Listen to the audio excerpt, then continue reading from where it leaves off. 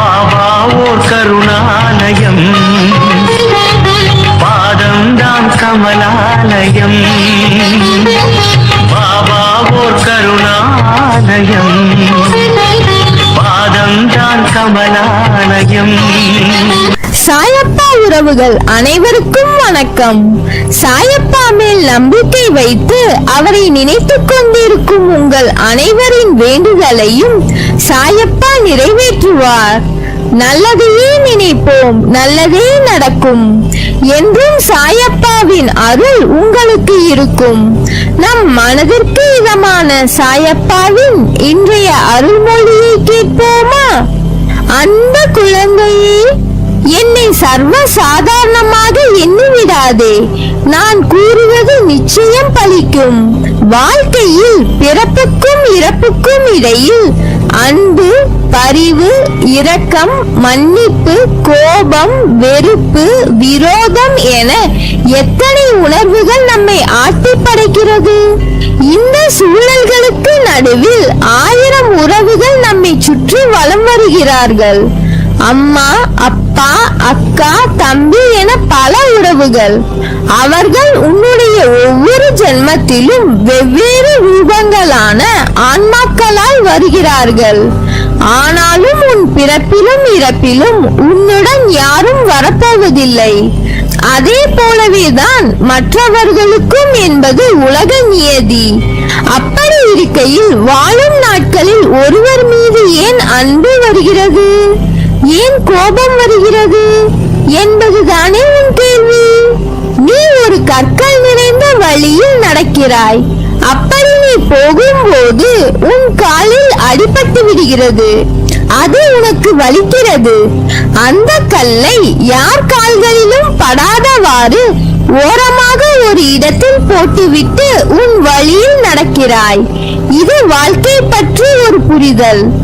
நீ பெற்ற வலியை மற்றவர் அனுபவிக்க கூடாது என்று அந்த கல்லை யார் கால்களிலும் படாதவாறு ஓரமாக ஒரு இடத்தில் போட்டு உன் வழியில் நடக்கிறாய். நீ போகும் பாதையில் முட்கள் இருக்கிறது. அதை பார்த்து விடுகிறாய். உன் காலில் காயம் படவில்லை. இருந்தாலும் அங்கே மற்றவரும் செல்லலாம். அவர்கள் கால்களை காயப்படுத்திவிடக் கூடாது என்று அந்த முட்களை ஒரு ஓரமாக வைக்கிறாய். இவற்றின் மூலமாகத்தான் வாழ்க்கையின் உண்மையான அர்த்தங்களை எந்த அளவிற்கு புரிந்து கொண்டுள்ளனர் என்று தெரியும். வலித்ததால் அதை உணர்ந்து மற்றவர்களுக்கும் அது வரக்கூடாது என்று நினைப்பவர்கள் இருக்கிறார்கள். அவர்கள் மனதால் அன்பை நேசிப்பவர்களாக இருப்பார்கள். ஆனால் சில பேர் காலில் காயம் ஏற்பட்டதால் தன் வலியை மட்டும் கவனித்து செல்வார்கள்.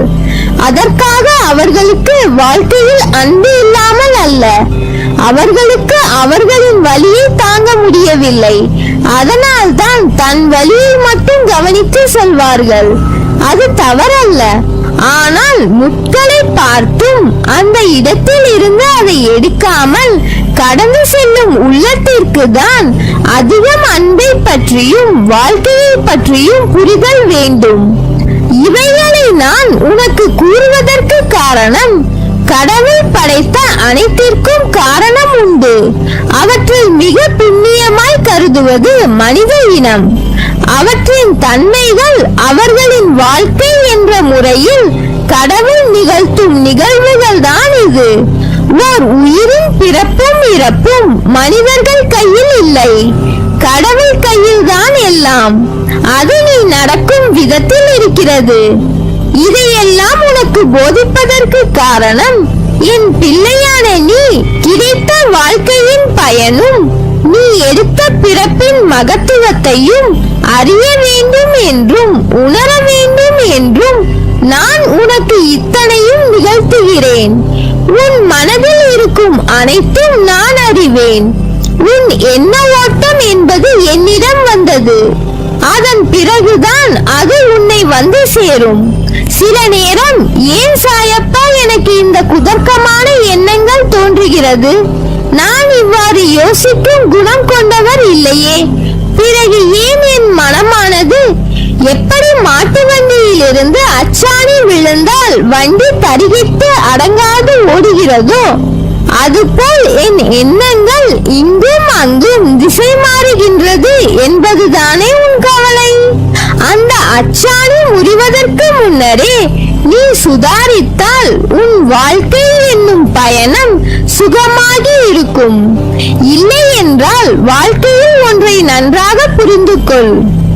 ஓடும் தண்ணீரில் நீந்தலாம், ஆனால் அந்த தண்ணீர் காட்டாற்று வெள்ளம் போல் இருந்தால் அது கண்ணிமைக்கும் நேரத்தில் உன்னை அடித்து சென்று விடும். நீ சுதாரித்தால் மட்டுமே உன் எண்ணங்களின் நிலை அறிந்த பிறகுதான் நீ நிதானத்தில் செயல்படுகிறாயா, அல்லது சந்தர்ப்பத்தின் குழப்பம் உன்னை இப்படி தேவையில்லாமல் யோசிக்க வைக்கிறதா என்று தெரிந்து கொள்ள முடியும். இன்று உன் சாயப்பா உன் மனதில் இருந்து உன் போக்கை ஒரு நொடியில் மாற்றியதை உணர்ந்தாயல்லவா? அதே போல் என்னை நம்பு. உன் வாழ்க்கைக்கு தேவையானதை எடுத்துரைத்து பக்கபலமாக இருப்பேன். உன்னை விட்டு நான் விலகுவதும் இல்லை, உன்னை விலகி போகும்படி நான் செய்வதும் இல்லை. உன் அம்மாவாக அப்பாவாக உன்னை என் நெஞ்சில் வைத்து காப்பேன். உன் வாழ்க்கையில் என்ன நடக்கிறது என்பதை உன்னால் உணர முடியவில்லையா? உன் பிரச்சனை என்ன என்பதை அறிந்து கொள்ள முயற்சி செய். அதற்கான வழியை நான் உன் மனதில் இருந்தபடி உனக்கு அருள்வேன். என்னால் முடியவில்லை, எனக்கு இது வராது, என்னால் எப்படி இவ்வளவு பெரிய விஷயத்தை செய்ய முடியும் என்ற எதிர்மறை எண்ணங்களை உடைத்து எறி. உன் சாயப்பா உன்னை விட்டு எங்கும் செல்ல மாட்டேன். இன்று கோபத்தில் என்ன பேசினாய் என்பதை உன்னால் உணர முடியவில்லை. உன் மனதில் இருந்து நானே உனக்கான பதிலை உன்னிடம் கூறிக்கொண்டுதான் இருப்பேன். அதை உணர்ந்து நட. மாயை என்பது ஒரு பொய்யான தோற்றம். அதில் மாட்டிக்கொள்ளும் நிலையில் இருக்கிறாய். அதில் இருந்து வெளியே வர உனக்கு நான் உதவி செய்கிறேன். அதை உணர்ந்து கொஞ்சம் ஜாக்கிரதையாக நட. உன் சூழ்நிலை உனக்கான வழியை தருகிறது என்று அழுகிறாய், ஆனால் அது வழியை தருவது அல்ல. வாழ்க்கை என்பது எளிது, ஆனால் யதார்த்தத்தை நீ புரிந்து கொண்டால்தான் அது சாத்தியம். அதை புரிய வைக்கவே சில கசப்பான நிகழ்வுகளை உனக்கு நிகழ்த்துகிறேன். நான் எப்போதும் உனக்கு துணையாக இருப்பேன், உன் அம்மாவாக அப்பாவாக. என் பிள்ளையான உனக்கு நல்ல காலம் நெருங்கிவிட்டது. அதனால் தான் பிரச்சனை உனக்கு பெரிதாக தெரிகிறது. ஒரு பிரச்சனை முடியும் தருவாயில் தான் அது தீவிரம் அடையும். ஒரு நல்ல முடிவுக்காகத்தான் உனக்கு இது நிகழ்ந்து இருக்கிறது. உன் அன்பு உண்மையானது, அதில் ஏன் நீ குழம்புகிறாய்? உன்னை என் இதயத்தில் சுமந்து அரவணைப்பேன். நம்பிக்கையோடு உன் காலடிகளை எடுத்து வை. அதன் பிறகு பார் உனக்கான என் செயல்பாடுகளை. எல்லாம் சரியாகிவிடும், பயப்படாதே.